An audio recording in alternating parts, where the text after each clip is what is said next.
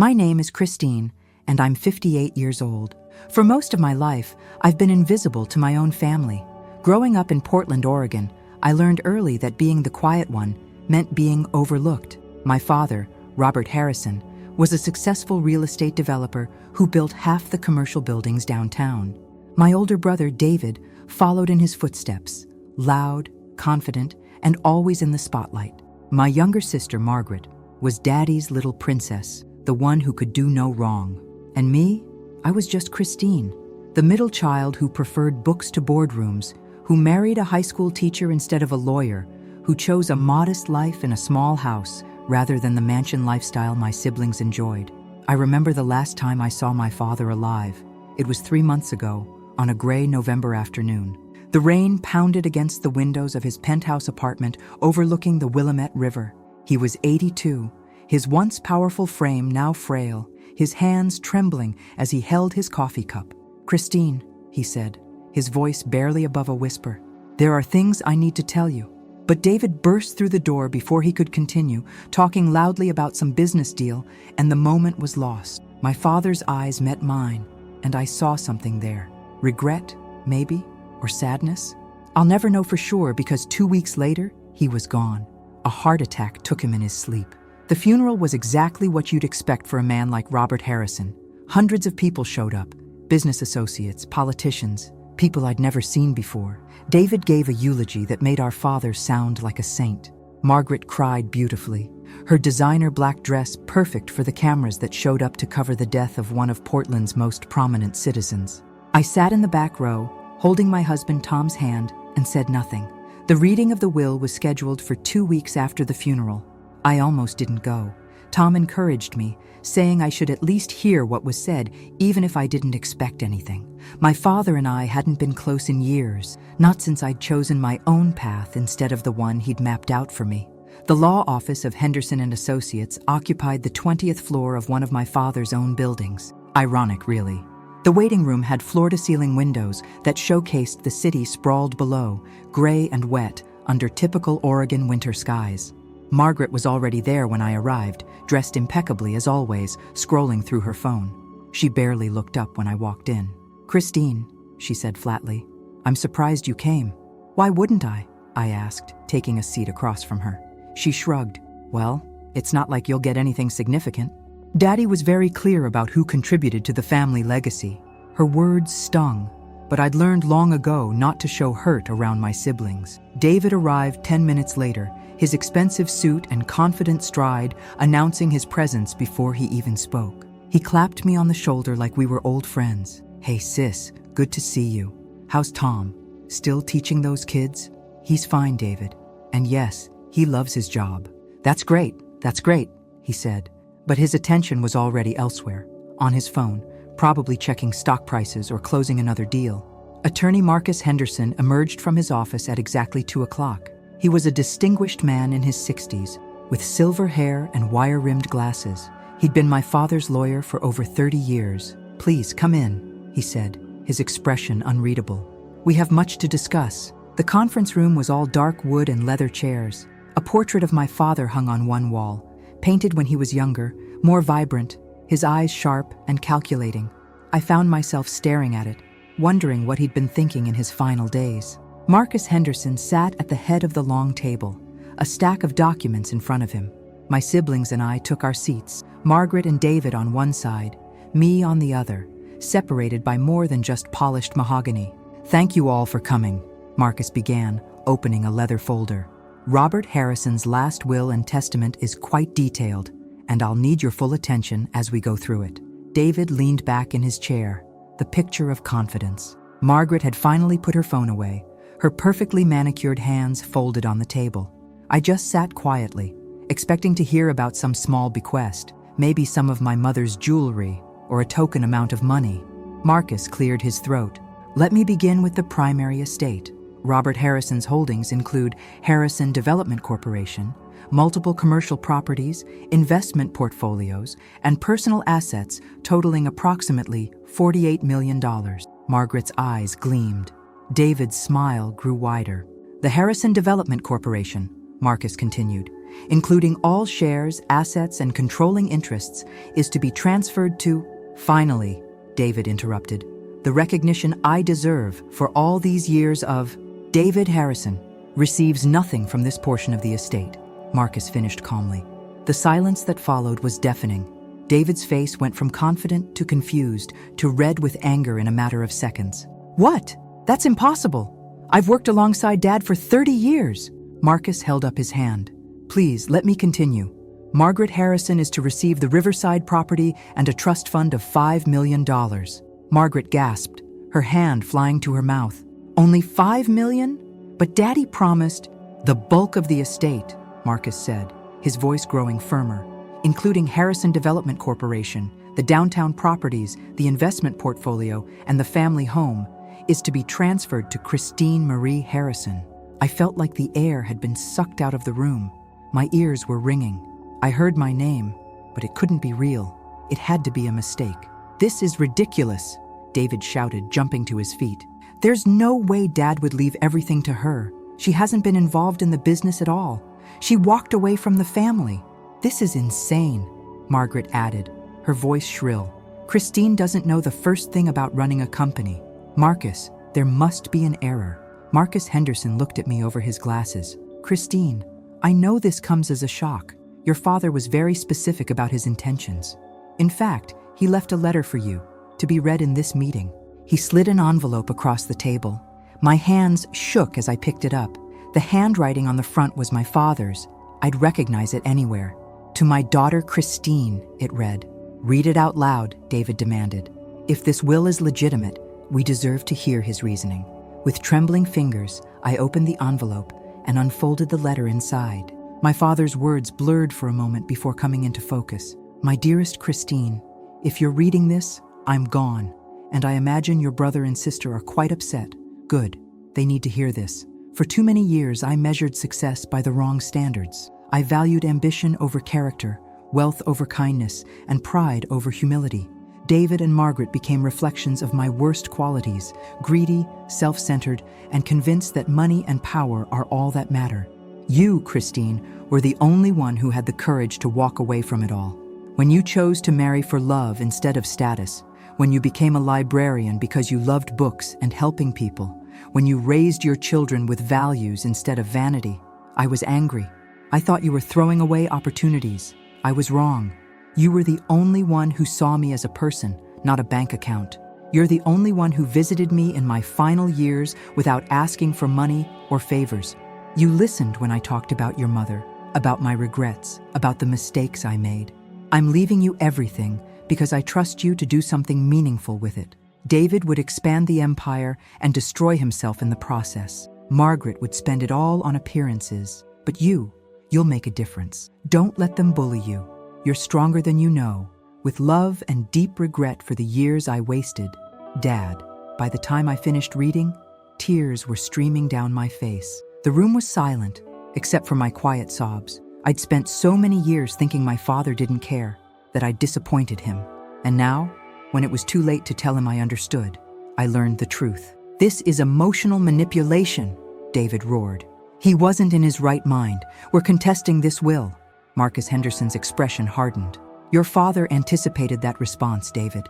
He underwent a complete psychological evaluation 1 month before his death. 3 independent doctors confirmed he was of sound mind. Furthermore, he recorded a video deposition explaining his decisions. Any attempt to contest this would be futile and expensive. Margaret had gone pale. But what am I supposed to do with just $5 million? The lifestyle I have is unsustainable and has been for years, Marcus interrupted. Your father paid off your debts 3 times. He hoped you'd learn, but you never did. He wanted to give you enough to be comfortable, but not enough to destroy yourself. I couldn't speak. My mind was reeling. Me, running a $48 million empire? I was a librarian. I drove a 10-year-old Honda.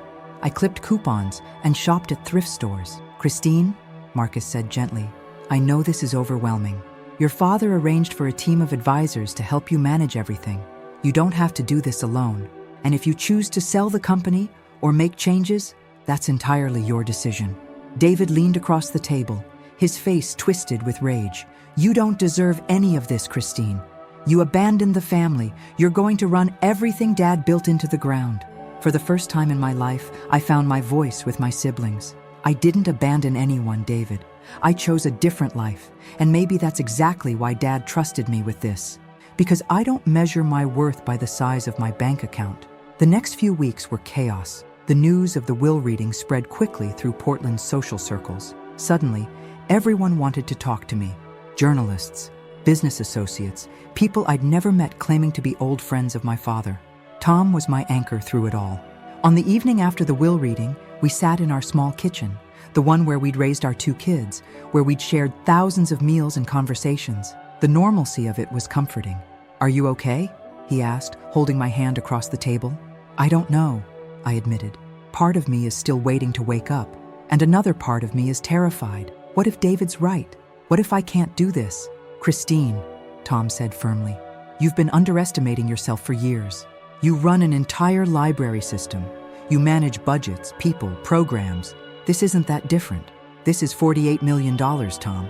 People's jobs depend on these businesses. And your father trusted you with it. That has to mean something." David and Margaret weren't making things easier. David hired a lawyer and filed a motion to contest the will, despite Marcus Henderson's warnings. Margaret called me repeatedly, alternating between begging for more money and accusing me of manipulating our father. I changed my phone number. The first meeting with my father's business team was intimidating. 5 executives sat around a conference table in the Harrison Development Corporation headquarters, the building my father had built 30 years ago. They looked at me with a mixture of curiosity and skepticism.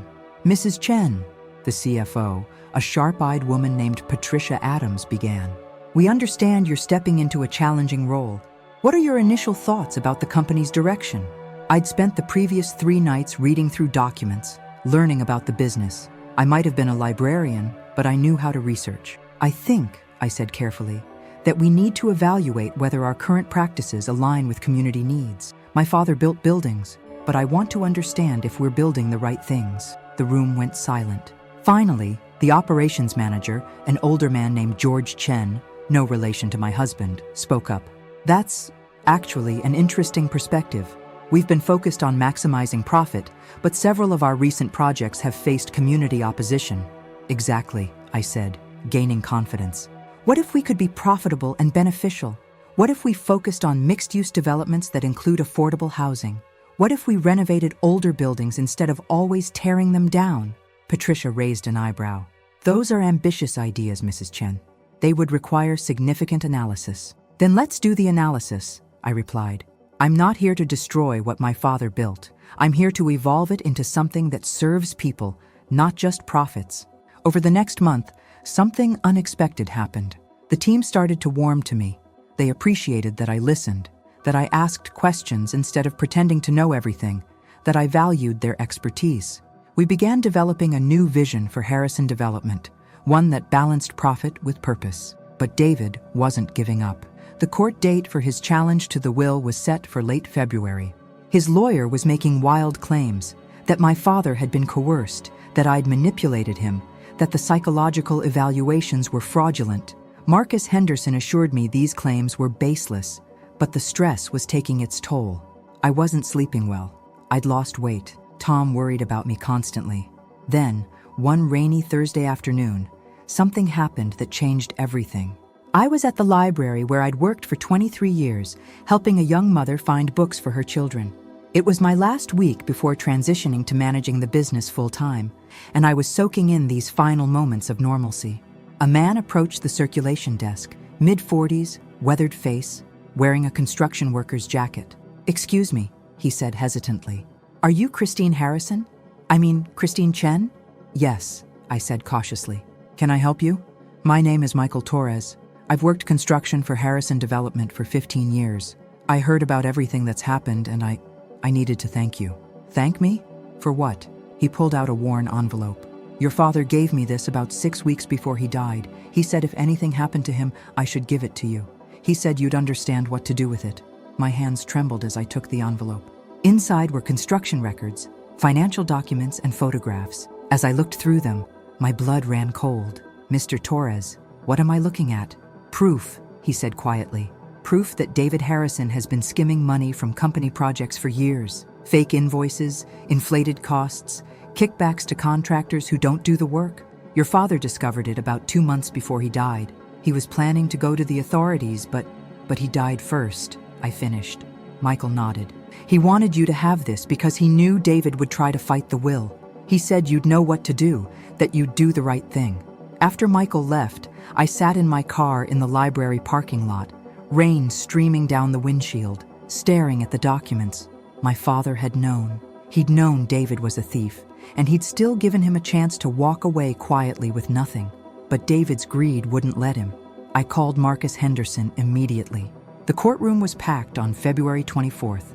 David's attorney had made sure the media knew about the hearing, probably hoping public pressure would work in his favor. Margaret sat beside David, her face carefully neutral. Tom sat behind me, his presence a comfort. David's lawyer, a slick man named Richard Thornton, stood before the judge with theatrical confidence. Your Honor, this is a clear case of undue influence. Christine Harrison Chen had minimal contact with her father for years, then suddenly, mysteriously, she becomes the sole beneficiary of a $48 million estate. We have witnesses who will testify to Robert Harrison's declining mental state, to strange visits from his daughter in his final months. That's a lie, I whispered to Marcus, but he put a calming hand on my arm. Let him talk, Marcus murmured. We have our turn. Thornton presented his case for an hour, painting me as a manipulative daughter who'd swooped in to steal my siblings' inheritance. He made it sound almost convincing, if you didn't know the truth. When it was Marcus Henderson's turn, he stood slowly, deliberately. He was a man who understood the power of patience. Your Honor, I will be brief, because the truth often is. First, I will present the complete psychological evaluations of Robert Harrison, conducted by 3 independent psychiatrists in the month before his death. All concluded he was of sound mind and clear in his intentions. He placed thick folders on the judge's bench. Second, I will present video testimony from Robert Harrison himself, recorded in this very law firm, in which he explains his reasoning for the distribution of his estate. This video was witnessed by 4 attorneys, all of whom will testify to its authenticity. He set up a laptop, and my father's face appeared on a screen visible to the entire courtroom. Seeing him again, even recorded, made my throat tight. On the video, my father looked directly at the camera. My name is Robert Edward Harrison.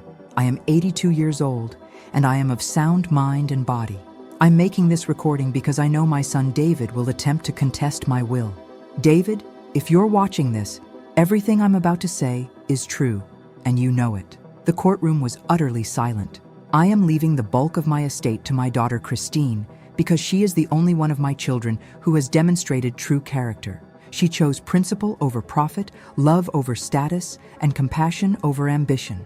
My other children have shown me only greed. David's face had gone white. Margaret stared at her hands. Furthermore, Marcus said, we have evidence that Mr. David Harrison has been embezzling from Harrison Development Corporation for approximately 6 years, totaling over $2 million. This evidence was compiled by Robert Harrison himself before his death. The courtroom erupted. David jumped to his feet. That's insane. You can't... Mr. Harrison, sit down, the judge ordered. Marcus continued calmly. These documents show systematic fraud, fake invoices, kickback schemes, and falsified construction reports. Robert Harrison discovered this corruption and was preparing to report it to authorities when he died. He chose instead to give his son a chance to walk away quietly, but Mr. David Harrison's greed prevented him from accepting that mercy.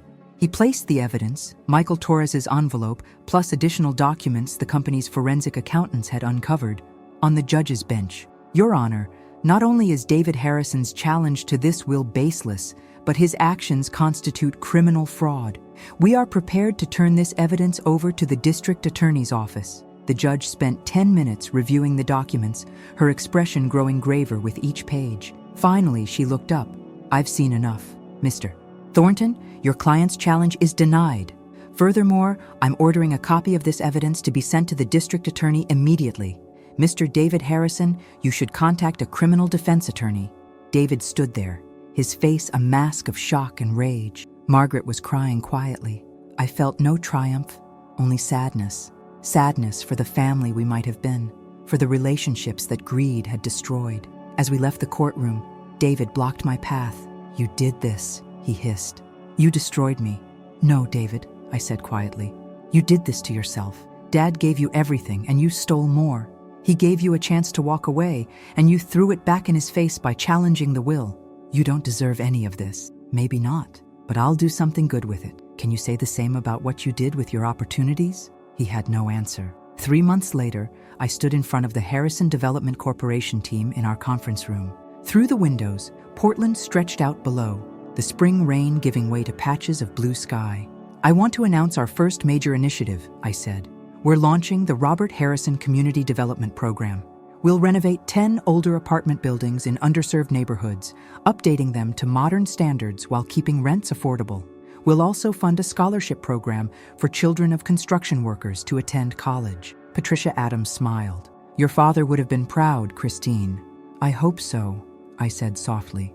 David pleaded guilty to fraud charges and received a suspended sentence plus restitution and probation. Margaret and I slowly, carefully, began rebuilding our relationship.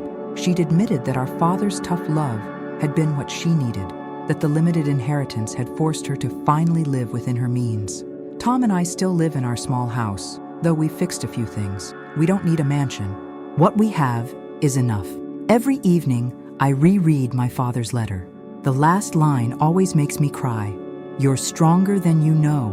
He was right. I am strong. Strong enough to do what's right, even when it's hard. Strong enough to transform an inheritance into a legacy.